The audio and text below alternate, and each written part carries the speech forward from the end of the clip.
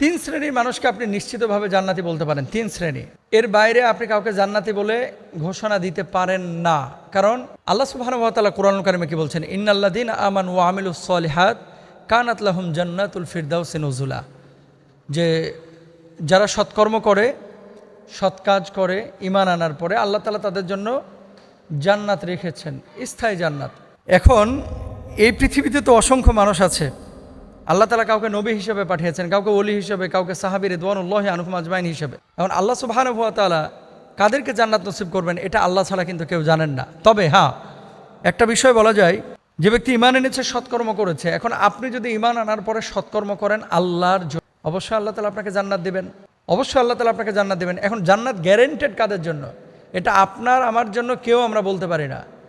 হ্যাঁ, আমরা আশাবাদী যে সৎ কাজ করছি, নামাজ পড়েছে, আল্লাহ আমাদেরকে জান্নাত দেবে। তবে আল্লাহ তাআলা আবু বকর রাদিয়াল্লাহু তাআলা আনহু তার ব্যাপারে সূরা লাইলে কয়েকটা আয়াত নাজিল করেছেন, সুবহানাল্লাহ। এবং মুহাদ্দিসিনরা, মুফাসসিরিনরাও কিন্তু এগুলো আবু বকর রাদিয়াল্লাহু তাআলা আনহুর ব্যাপারে নাজিল হয়েছে, তারা এই কথা বলে থাকেন। তো আল্লাহ সুবহানাহু ওয়া তাআলা যার ব্যাপারে, যেমন প্রথম শ্রেণীর উদাহরণ হচ্ছে আবু বকর রাদিয়াল্লাহু তাআলা আনহু, অতএব আমি তোমাদের এক প্রজ্বলিত আগুন সম্পর্কে সতর্ক করছি, আল্লাহ বলছেন, সেখানে প্রবেশ করবে কেবল সেই হতভাগা যে সত্যকে অস্বীকার করেছে এবং মুখ ফিরিয়ে নিয়েছে। আর এই আগুন থেকে দূরে রাখা হবে সেই সর্বাধিক মুত্তাকি ব্যক্তিকে, যে নিজ সম্পদ ব্যয় করে আত্মশুদ্ধি অর্জন করে, কারো কোনো অনুগ্রহের প্রতিদান দেওয়ার জন্য নয়, বরং কেবল তার মহান প্রতিপালকের সন্তুষ্টি লাভের জন্য।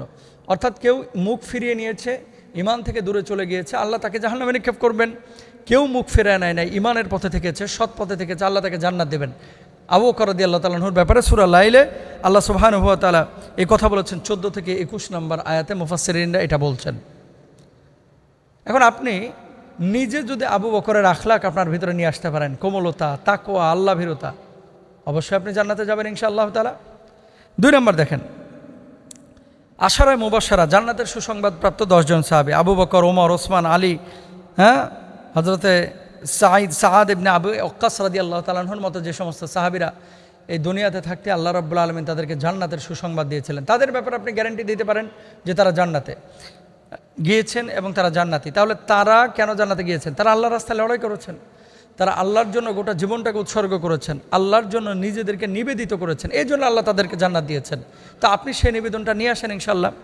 3 নম্বর, যাদের ব্যাপারে গোটা উম্মত এক হয়েছে, তারা হচ্ছে রাসূল আকরাম সাল্লাল্লাহু আলাইহি ওয়াসাল্লামের একটা হাদিস, যে আপনি মারা যাওয়ার পরে আল্লাহ রাসূল দাঁড়ানো আছেন, লাশ নিয়ে যাওয়া হচ্ছে, মানুষজন তাকে বলছিল যে লোকটা ভালো, নবীজি বললেন ফাওয়াজাবাত, তার জন্য যেটা বলেছ আবশ্যক হয়ে গেছে, কি? জান্নাত।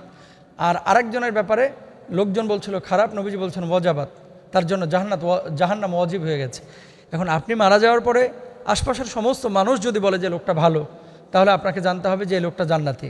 আর যদি মানুষজন বলে যে লোকটা খারাপ, তাহলে জানতে হবে লোকটা জাহান্নামে। এই বিষয় হচ্ছে 3 শ্রেণীর মানুষকে আপনারা জান্নাতি বলতে পারেন, এর বাইরে আপনারা জান্নাতি বলতে পারেন না।